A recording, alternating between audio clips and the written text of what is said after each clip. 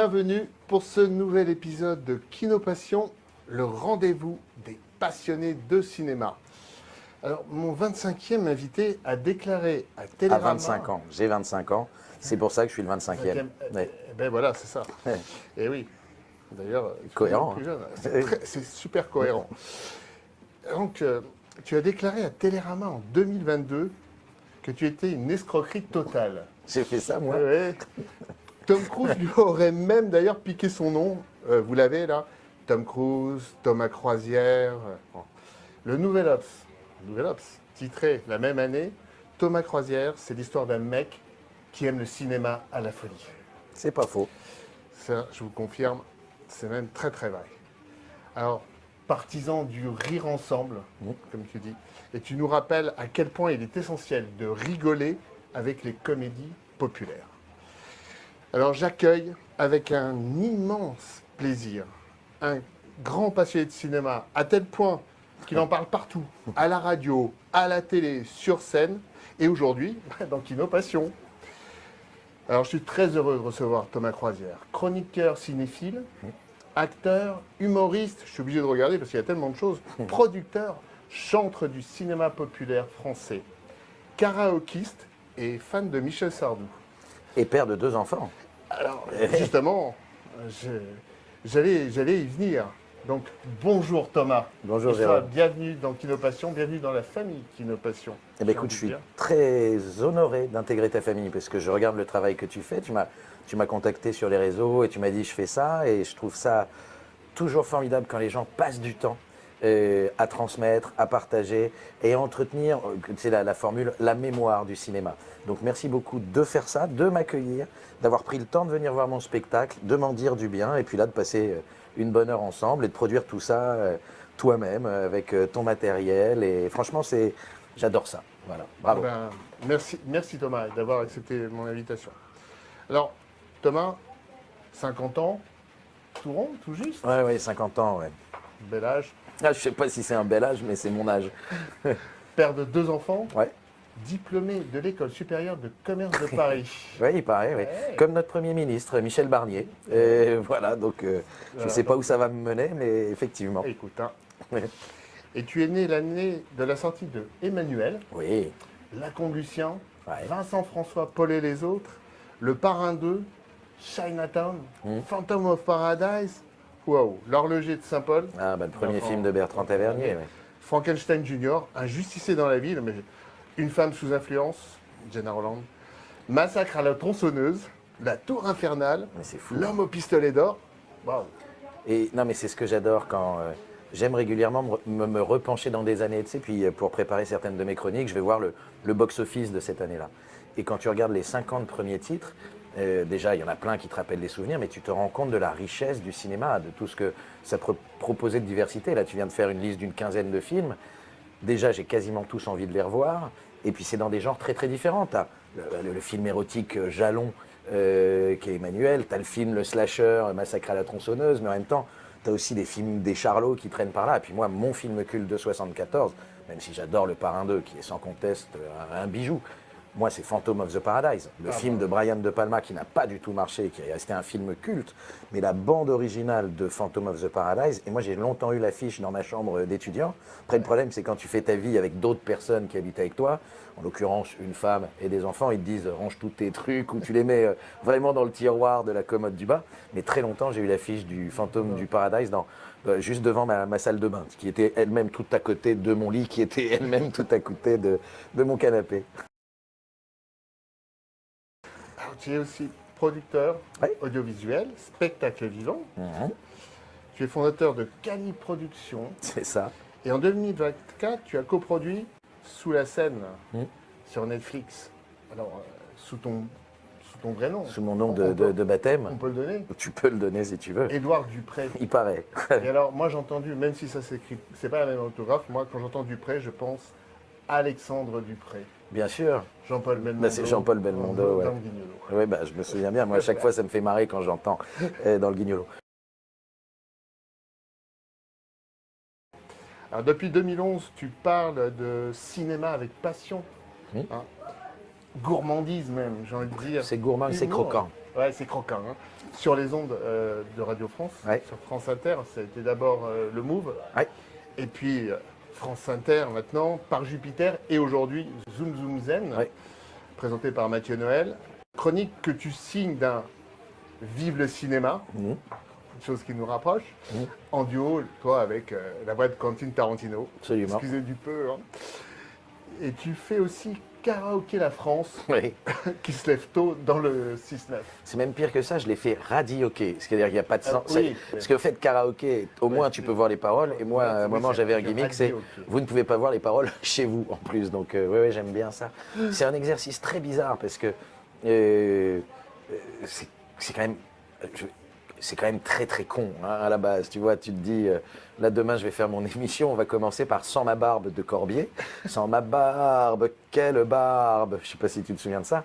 Et c'est fou, comme quand je sors de spectacle, souvent on vient me voir en me disant, mais ça m'a filé une pêche. Tu vois, le vendredi, il est 6h55, les gens sont soit en route pour le travail, soit en train de se préparer et tout, de se dire, tiens, on va entendre un titre genre France Gall, la groupie du pianiste, ou tu vois, des trucs très populaires qui filent la péchouille. Et puis ce que j'aime bien, c'est que c'est les auditeurs qui choisissent. Et donc le premier titre, en général, c'est un titre d'un auditeur. Parfois, il me demande ça pour un anniversaire, ou pour un mariage, ou pour un clin d'œil, ou pour un souvenir. Parce que je demande aux auditeurs de m'envoyer leur titre doudou, parce qu'ils aiment bien chanter sous la douche et tout. Et après, je digresse, je brode, et puis tu sais comme je finis à chaque fois, hein, c'est-à-dire que tous les chemins mènent à Michel Sardou. Donc je conclus systématiquement par une chanson de Michel Sardou. D'ailleurs, demain, tu vois, je vais partir de Sans ma barbe. Je vais passer par quelques titres de Dorothée, des Musclés. Oui, ça va piquer les oreilles. Je pense que 85% des auditeurs de France Inter seront en PLS, et ça va me faire bien rigoler. Alors, quand cette émission sera diffusée, l'émission sera déjà passée, mais vous pourrez la voir en replay et en podcast sur le site de France Inter. Quelle magie. C'est formidable, le 21e siècle. C'est vrai. Alors, en 2024, Ouais. tu intègres la bande de La Grande Semaine sur M6, C'est vrai. présentée par Ophélie Meunier.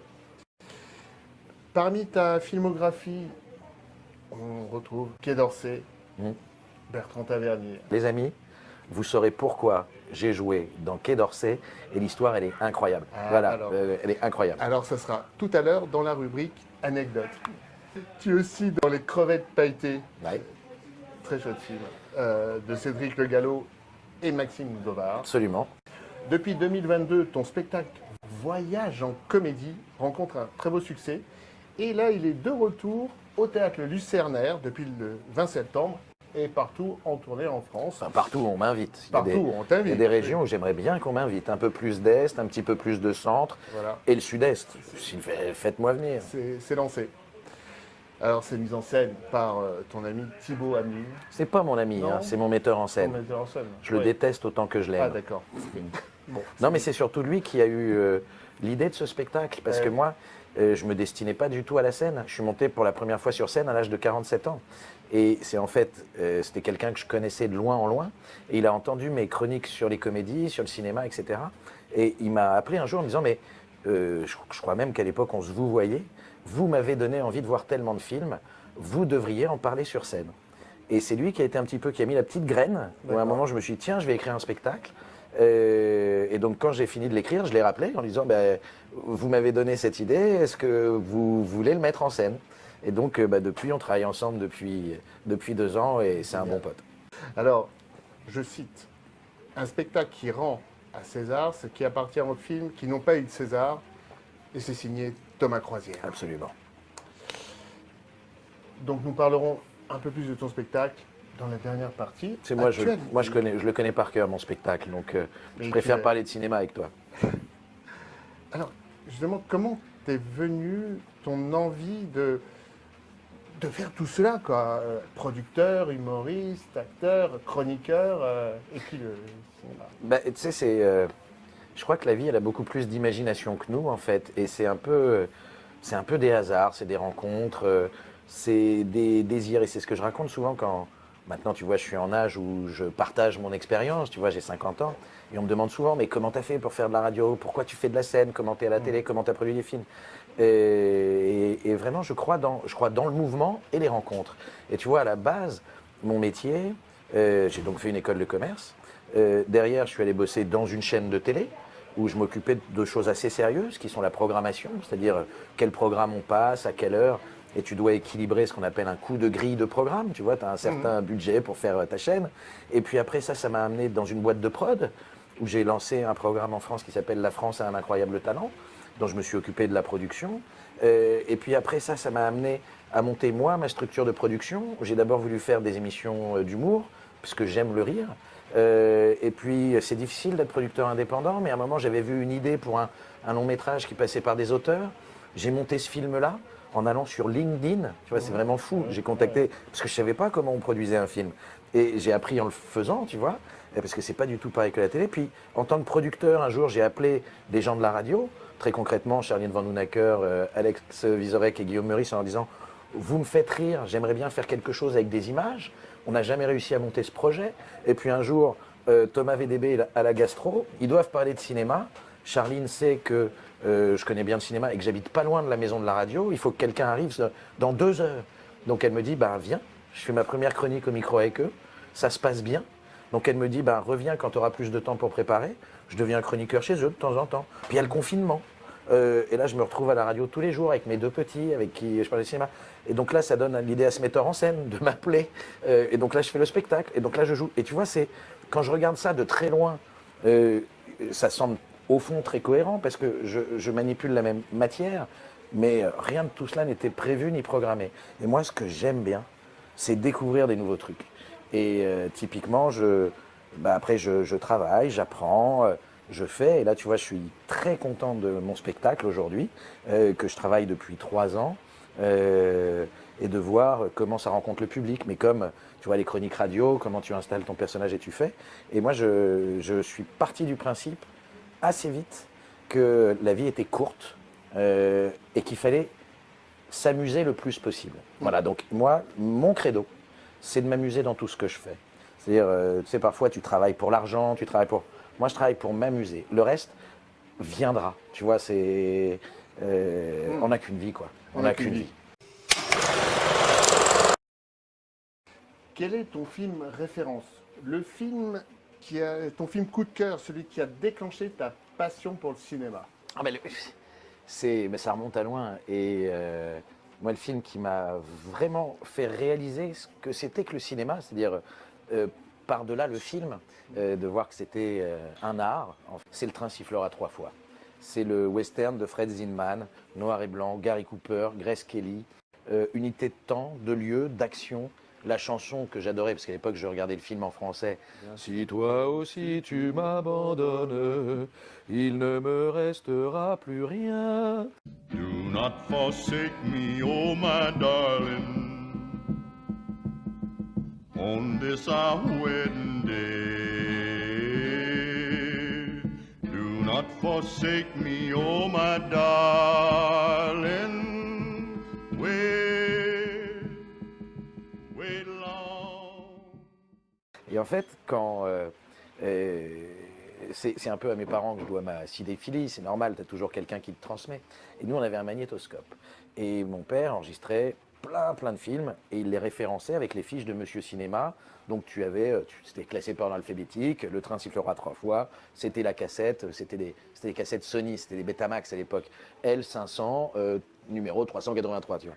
Et tous les étés, je faisais une liste des films que j'emmenais en vacances. On passait 2 mois de vacances dans le sud de la France, et donc j'avais des films à regarder, et Le Train sifflera 3 fois faisait partie de cette liste que j'emmenais, que j'avais classée par genre, aventure, comédie, dessin animé, des trucs que je regardais avec mes sœurs. Et je suis tombé sur cette liste il y a quelques années quand j'ai rangé la maison de ma mère, et c'était bouleversant de retomber là-dessus. Et je crois que Le Train sifflera 3 fois, dans mon adolescence, j'ai dû le regarder plus de 30, 40, 50 fois.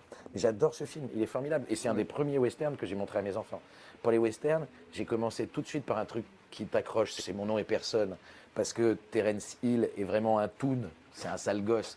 J'aime bien, là aussi, c'est La transmission de Jacques Beauregard. avec ce mec, tu vas te faire un nom en fait. Et toi, tu entreras dans les livres d'histoire. Tu personnes et tu vas devenir quelqu'un. Et maintenant, ça va être compliqué. Et tu vois, le train sifflera 3 fois, mais c'est tellement bien. Et d'ailleurs, c'est un film qui a passionné Sergio Leone. C'est à cause ou grâce au train sifflera 3 fois que Lee Van Cleef se retrouve dans Et pour quelques poignées de dollars. Il avait arrêté son métier d'acteur, Lee Van Cleef. Ça marchait pas, il en avait marre. Et Leone a fait mais je veux ce gars-là, quoi. C'est génial. Oui, puisqu'il y a Lee Van Cleef dans, Ouais. dans le train sifflera 3 Mais comme quand tu regardes L'homme qui tua Liberty Valance, Oui. qui est un film que j'adore, ça m'avait pas sauté aux yeux, mais tu vois, quand je l'ai remontré à mes enfants, ça faisait longtemps que je ne l'avais pas vu, quand tu réfléchis à Il était une fois dans l'Ouest, mais c'est tellement évident que c'est la version spaghetti. Je t'assure, regarde le truc, j'ai fait une petite chronique là-dessus, ça m'a rendu ouf. Et c'est mon fils en fait qui me l'a dit, mon fils cadet, il m'a dit mais c'est marrant, ça rappelle Il était une fois dans l'Ouest. J'ai fait mais oui, l'entrée du train, tout ça. Enfin, Oui. attends mais c'est dingue. Et ça, ce que j'adore dans le cinéma, c'est qu'un film, pardon, hein, amène un film, amène un film, amène un film. Et plus tu vois de cinéma, plus tu as envie de voir du cinéma. Donc, bon. L'état d'esprit de Kino Passion. Le cinéma amène le cinéma. Tu vois, j'aurais dû être parrain de ton émission hein, si tu m'avais connu plus tôt. C'est Pas ton film préféré, toi. Alors je dirais... Un seul, hein. Un seul Un seul. à Saint-Jean-d'Hiver. Un Saint-Jean-Hiver. Ah, cool. Donc Bébel, Gabin, Audiard. Très bien. Ah, c'est marrant. Mais c'est pas celui qui a déclenché ma cinéphilie. Ah non, mais moi, Le mais train sifflera voilà. 3 fois n'est pas le film numéro 1, mais c'est celui qui a vraiment déclenché. Celui qui a déclenché ta cinéphilie, c'est C'est Little Big Man. Little Big Man, Ah ouais, c'est la première fois que j'ai eu le droit de regarder le cinéma du dimanche soir. qui est quand même un film étonnant parce que c'est à la fois un western et une comédie. Hein. Il y a un côté très très comique Ouais, dans Little Big Man, Ouais. qui est assez incroyable. Ah bah cool. Voilà. Quelle est ta bande originale de film préférée? Non mais ça, c'est vraiment une question piège parce Mais que oui, tu vois, je c'est sais, comme... Thomas. c'est comme te Tu peux- demander, Tu peux m'en donner deux. Non, Non, parce non. que c'est toujours l'exercice, tu vois. Mais C'est bien. parce qu'on pose toujours ces questions. Tu sais, quel est le film que t'emmènerais sur une île, Eh oui, île déserte? c'est- Quelle est c'est- la bande-son de ta vie? Et c'est vrai que c'est criminel de dire une seule, tu vois. Parce qu'il y a tellement de compositeurs fabuleux. Et d'ailleurs, bah, j'en parle un peu dans mon spectacle. Ouais. Mais et voilà. François de Roubaix. Voilà, déjà, c'est un compositeur, François de Roubaix. Parce que j'étais fasciné par plusieurs musiques. Alors, il y a bien sûr celle du samouraï, il y a bien sûr celle de la shkumun que j'adorais avec le début, avec les silencieux, avec l'orgue de Barbarie. Mais moi, c'est les aventuriers.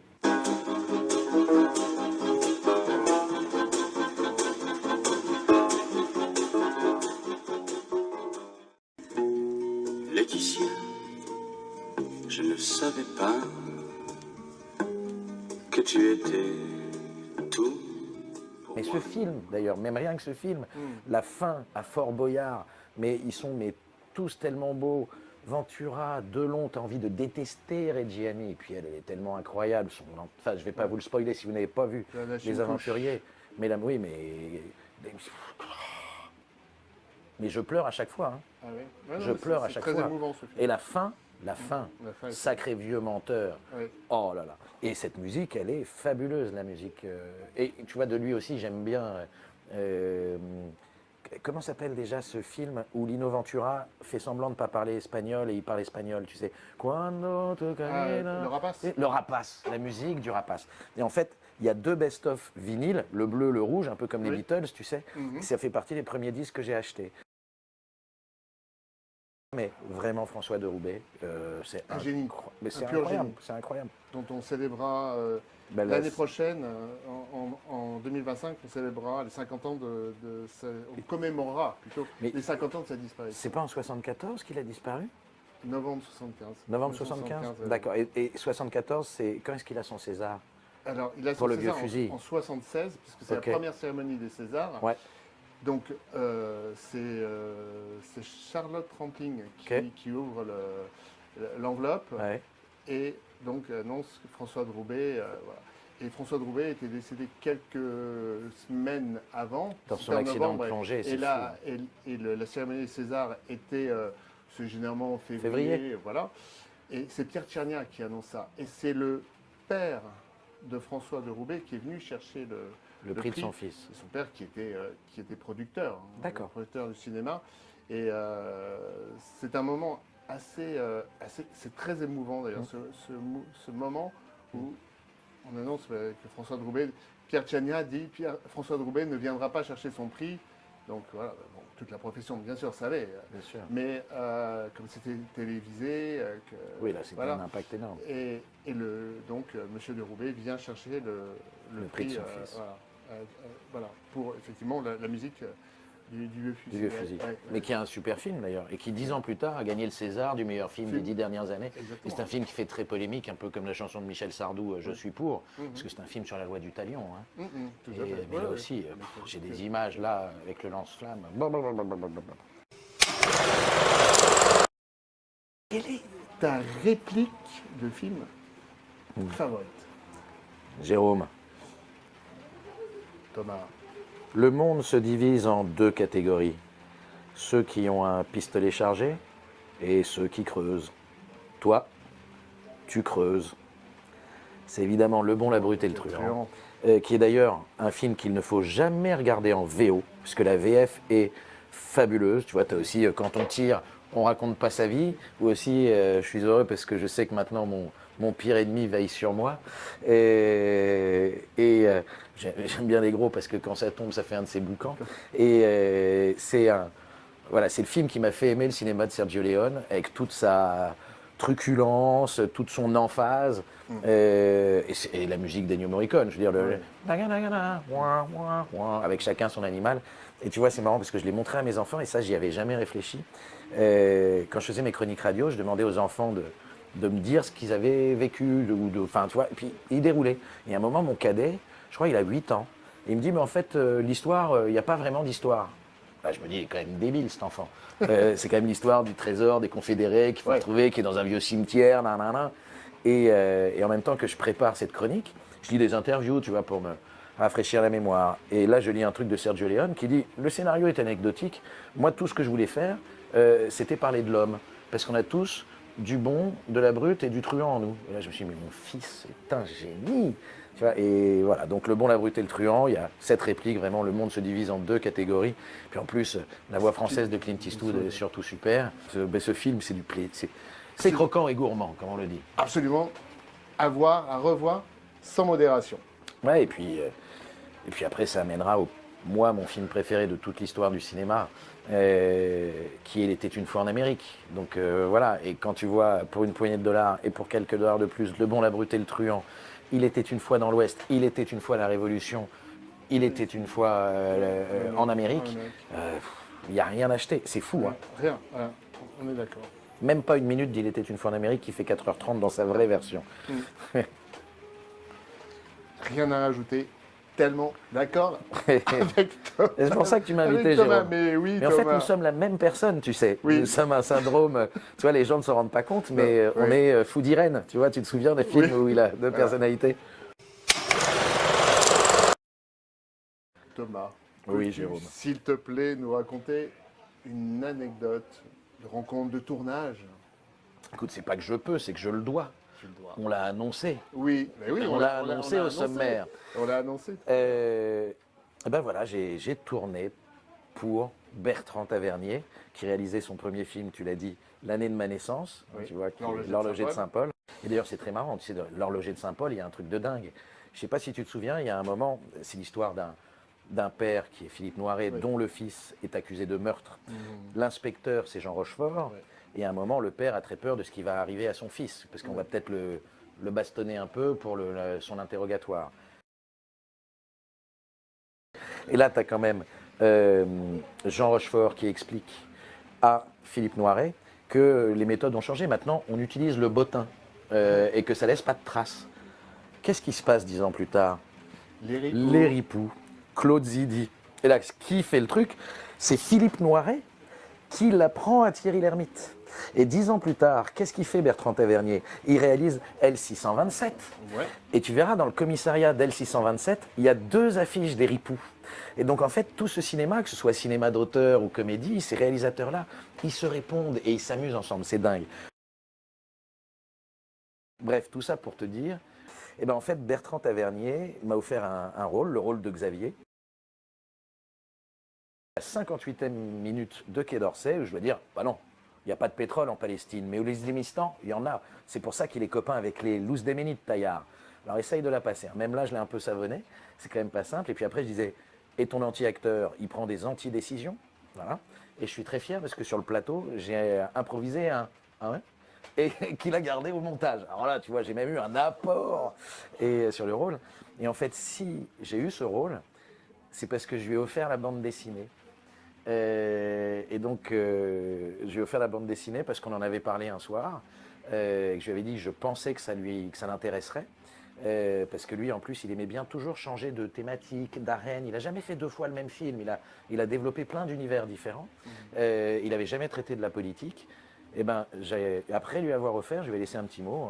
Je l'avais même déposé devant sa porte, chez lui, rue Thérèse. Et il m'a envoyé un mail 6 mois plus tard en me disant j'ai lu la BD dans la nuit, je l'ai optionné le matin.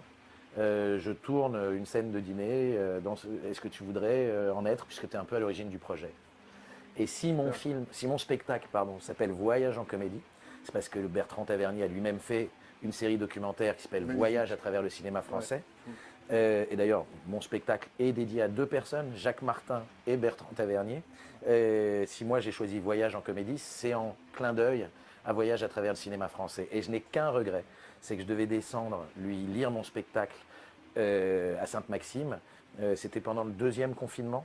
C'est la 2e fois où on nous annulait les trains. Donc mon dernier texto avec lui, je lui ai dit, écoute, je suis désolé, je ne peux pas descendre, ils ont encore annulé les trains, mais je te promets, je reviens dans quelques semaines. Et malheureusement, quelques semaines plus tard, il est parti. Mais tu vois, j'adore aussi cet homme, pas seulement pour... je suis un peu ému quand j'évoque sa mémoire, mais c'est pas seulement par sa filmographie que j'adore ce mec, c'est aussi parce que c'était un super passeur de cinéma. Tu l'écoutais te parler de cinéma, t'apprenais plein de trucs, il y avait une gourmandise, un enthousiasme, mais même pour te parler du cinéma de Philippe Clair, tu vois, qui est quand même un cinéma assez à part, tu vois, Plus beau que moi tu meurs, Par où t'es rentré, on t'a pas vu sortir, et c'est vraiment lui qui m'a raconté l'anecdote.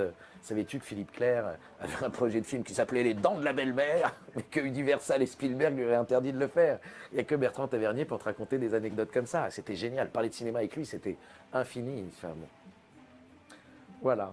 Et donc, revoyez toute la filmographie de Bertrand Tavernier. Lisez Bertrand Tavernier aussi.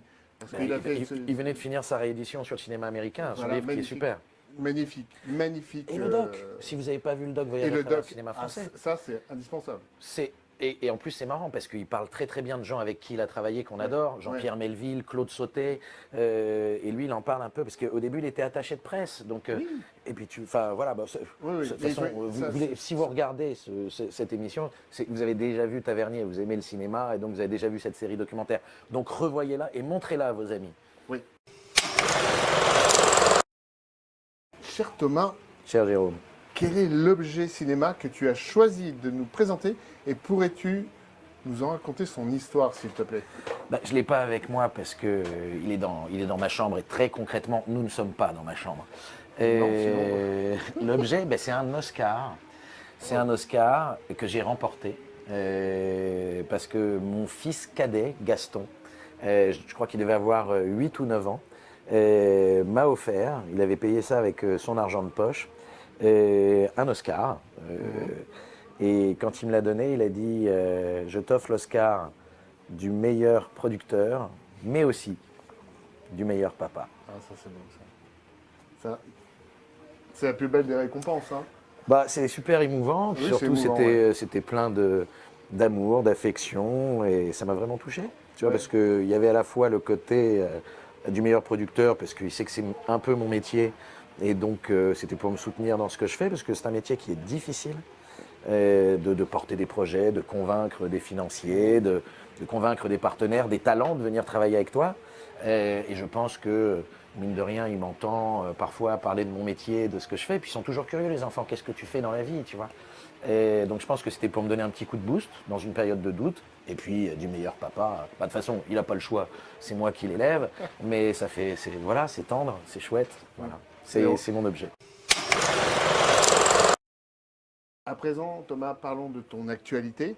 ton spectacle Voyage en comédie est de retour pour notre plus grand bonheur depuis le 20 septembre au théâtre Lucernaire. Et comme on disait tout à l'heure, partout en France et partout où on t'invitera en France. Bien sûr. Inviter Thomas dans vos théâtres.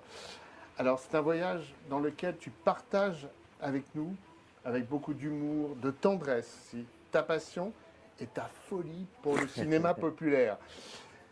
80 minutes de rire, d'émotion, d'initiation au cinéma, hein, à travers des merveilles de comédie, avec des souvenirs, des anecdotes. Et puis, c'est aussi incroyable que les films que tu évoques, et pour certains souvent, qui ont été mésestimés par la critique. Mais c'est souvent le cas avec la comédie. Et mais ce qui est assez fascinant, mais c'est de relire. Là, je parle par exemple de Philippe Clair et son rapport à la critique, mais c'est normal. Parfois, il a mérité. Mais la critique de Télérama de l'époque est très drôle. Chaque film est pire que le précédent et pourtant, ça ne s'arrête jamais. Mais je sais pas, moi, quelqu'un écrirait ça sur mon spectacle. Je pense que je finis en hôpital psychiatrique. Mais lui, il a continué, c'est cool. Mais comme tu vois, Télérama aussi écrivit sur The Big Lebowski, qui ne laisserait pas un très grand souvenir cinéphilique. La critique peut se tromper, puis d'ailleurs, on peut ne pas être d'accord avec la critique. Hein. Et ce qui est important, c'est de se faire son propre avis. Et même toi et moi, qui aimons sans doute pas mal de films en commun, je suis sûr que sur 2-3, si on s'en parle, on ne sera pas d'accord, on n'aura pas vécu pareil, parce que ce que je trouve fabuleux avec le cinéma, c'est qu'on ne te présente pas un objet tel que. C'est-à-dire que tu y apportes toi aussi ce que t'es, tes codes. Et d'ailleurs, tu t'en rends compte quand tu regardes des films 20 ans plus tard ou 40 ans plus tard. Là, tu vois, Mort d'Alain Delon oblige. Ils ont ressorti au cinéma quelques-uns de ces films. Oui. J'ai vu qu'il y avait le Guépard sur grand écran. Moi, je n'ai jamais vu le Guépard sur grand écran. Donc, je suis allé le voir le dimanche matin, la séance de 10 heures, 3 heures, italien sous-titré. Bien sûr, j'ai dit à mes enfants, on y va ensemble. Ils ont été super sympas parce que ça me fait un beau souvenir. C'est quand même un film un peu compliqué pour eux. Ouais. Et surtout sur les enjeux politiques, tu vois, etc. Et tu vois, quand il y a 20 ans, je l'ai vu, je me prenais pour Alain Delon. Et là, quand je l'ai vu, j'étais Burt Lancaster. Voilà. Et avec donc un autre regard sur le film et une empathie différente, tu vois, par rapport au bouillonnement de la jeunesse, de l'insolence de la jeunesse de Delon. Et le vieux lion vieillissant, enfin le guépard du film. Donc voilà, c'est super chouette le cinéma. Je ne peux pas te dire autre chose que ça. C'est-à-dire que c'est super chouette le cinéma. Oui, c'est super chouette le cinéma. Oui. Ben oui. Alors le cinéma, là tu en parles dans ton spectacle, on l'a évoqué pendant l'émission et je vous recommande vraiment de partir en voyage avec Thomas. Moi aussi, je vous le recommande. Et j'y retournerai avec des amis.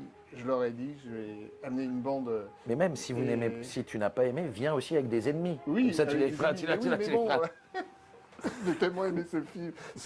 Tu vois, j'ai dit ce film. C'est cool. Ce spectacle. Parce que, oui, on s'était dit hors caméra, c'est aussi générationnel, mais ça m'a ramené dans mon enfance, dans mes premiers souvenirs aussi de cinéma. Donc, non, mais ce qui est bien, si tu veux, c'est que, et c'est ça que j'aime, j'ai des salles très variées. Alors parfois, j'ai un public très âgés, qui sont aussi les auditeurs de France Inter, mais rien ne me fait plus plaisir que d'avoir 2-3 générations. Et j'ai parfois des gamins, tu vois, les miens ne serait-ce que de temps en temps, mais des parents qui viennent avec leurs enfants parce qu'eux aussi ont soif de transmettre. On a tous partagé, qui que tu sois, d'où que tu viennes, un film de Louis de Funès ensemble. Et moi, une de mes clés d'entrée, c'est Louis de Funès. T'as aussi Le Splendide, t'as aussi Belmondo. On a tous vu ça, qui qu'on soit, d'où qu'on vienne, et quel que soit notre âge. Je veux dire, moi, j'ai rigolé devant La Grande Vadrouille. J'étais pas né quand La Grande Vadrouille est sortie, c'est un film de 1964. Et j'ai rigolé avec ma grand-mère, j'ai rigolé avec mes parents, j'ai rigolé tout seul, et maintenant je rigole avec mes enfants. Et donc c'est ça qui est bien, c'est que, tu vois, ça peut... Michel Sardou chante de 7 à 77 ans. Cinéma, ça peut s'aimer de 7 à 107 ans. Et surtout la comédie populaire. Ouais. Et tu vois, tout à l'heure, tu évoquais le rire ensemble, qui est un truc que j'adore. C'est-à-dire de se dire, rire ensemble, ce qui nous réunit, tu vois. Et je trouve que par la culture et le rire, on fait société. Voilà. Et donc, il faut continuer de soutenir la culture, il faut continuer de se marrer, même si toutes les nouvelles sont pas bonnes, parce que c'est ce qui fait qu'on est content de se retrouver. on va déjà donner les dates. C'est le vendredi et samedi à 21h30 au Lycéernaire à Paris. C'est jusqu'au 31 décembre. Donc vous pourrez passer votre réveillon de la Saint-Sylvestre Ouais. avec Thomas. Ça, je l'avais fait l'année dernière et c'est assez rigolo. C'est parce que c'est des gens différents qui viennent au spectacle Oui. et ils viennent un peu endimanchés, ils sont bien habillés, ils sont souvent en famille et ils viennent s'encanailler avant, après de se souhaiter bonne année. Et donc moi, à chaque fois, c'est la 3e fois que je vais jouer un 31 décembre, je fais un truc un peu spécial. Je fais pas que mon spectacle, je fais spectacle plus karaoké. C'est-à-dire que Génial. je fais plusieurs breaks de spectacle pour que les gens puissent monter sur scène s'ils en ont envie et déconner un peu. Parce que comme ils viennent en famille, et j'ai eu l'année dernière un truc bouleversant d'un gamin qui a chanté une chanson pour sa maman devant, c'est une salle où il y a 110 places, on y est très bien installé et tout, tu vois, t'as vu, Oui. l'assise est confortable, Très- c'est bien. on est très bien ici, Ah, on est bien. je confirme. Et c'était un moment très doux pour finir l'année, c'était très très beau. Donc voilà, ça c'est les 31 décembre, c'est vraiment à part. Et donc en tournée dans toute la France. Toute la- Alors ton actu, c'est aussi la radio, Ouais. tous les vendredis, sur France Inter, pour le moment, Chez les gauchistes. dans le 6-9 à 6h55, Ouais, pour la France qui se lève tôt. pour la France qui se lève tôt. Puis là, il pleut en ce moment, alors je peux te Oui, dire qu'il peut-être fait, que, d'ailleurs, il fait nuit, il pleut et tu vas travailler. Peut-être que vous entendez d'ailleurs la pluie, parce qu'on est Ouais. dans un endroit magnifique, Mhm. et il y a une verrière et on a la pluie, c'est très cinématographique en fait. Ouais, hein. je ne sais pas si on a le droit de faire de la pub, mais on est au Bistrot Blériot, qui est juste Voilà. en face de la maison de la radio. Et il y a un patron super qui vend du vin et qui fait de la bouffe, qui s'appelle William. Et tu vois, il est quand même cool, parce Ah, mais qu'on c'est lui a dit super. on a besoin d'un petit endroit discret. Ouais, merci. Paf, Ah oui. il nous a mis le Merci- truc, merci à William. on est bien. Et tu vois, la pluie, là, je suis juste. Il aparté cinématographique, Oui. forcément. Quoi, ça me fait penser à Garde à vue. Bien sûr. C'est pour moi, c'est l'ambiance. Alors, Ah, pas, mais- pas notre, parce que nous, c'est C'est- c'est un jeu, mais ça me rappelle Garde à vue. Et qui se passe un donc- 31 décembre en Et plus. qui se passe. C'est pas- oui, qui se C'est passe. tellement cohérent dans cette construction d'émission. On vient d'évoquer le fait que je joue le 31 décembre, garde à vue, bam. Bam. Et alors, la radio aussi, c'est toujours France Inter, c'est Ouais. Zoom Zoom Zen à 17h40, Le vendredi, le toujours. vendredi, toujours. À la télévision. Et là, alors je c'est parle de cinéma. Ah, tu vois, oui, et pardon, parce le que, Zoom Zoom Zen, oui. en fait, j'avais un peu arrêté de parler de cinéma l'année dernière. Enfin, l'année dernière, je faisais que le radio hockey. J'ai eu une collection spéciale l'été dernier qui s'appelait Voyage en comédie, où je parlais des comédies populaires. Et là, je suis content parce que l'équipe de Mathieu Noël et son rédacteur en chef, Cyril Lacarrière, m'ont sollicité pour revenir parler de cinéma chez eux l'après-midi. Donc je suis très content, je fais une rétrospective sur une année. Donc là, dernièrement, j'ai fait 1981 au cinéma. Ouais. C'était marrant parce qu'en plus, comme invité, on avait François Hollande. C'est normal qu'il pleuve. Et donc, après, je fais ça avec un peu toute ma mauvaise foi et mes petits goûts à moi. Et toujours avec un film amène à un film, amène à un film. Donc, tu vois, 81. J'ai débuté avec Le Professionnel, bien sûr, qui m'a amené sur Les Aventuriers de l'Arche perdue, parce que Belmondo, De Broca, Steven Spielberg, Harrison Ford, il y a une vraie cohérence. Et puis après, je suis passé toujours par la musique, je suis arrivé sur Les Chariots de Feu, puis je suis passé par Diva, et j'ai fini par La Chèvre. Et tu vois, donc c'est sympa parce que ça te donne un panorama d'année, tu vois, ça dure 3 minutes 30, il ne faut pas faire plus, mais là aussi, je construis un petit voyage sur une année, et j'espère que ça donne envie aux gens de regarder des films. De les regarder, de les redécouvrir aussi.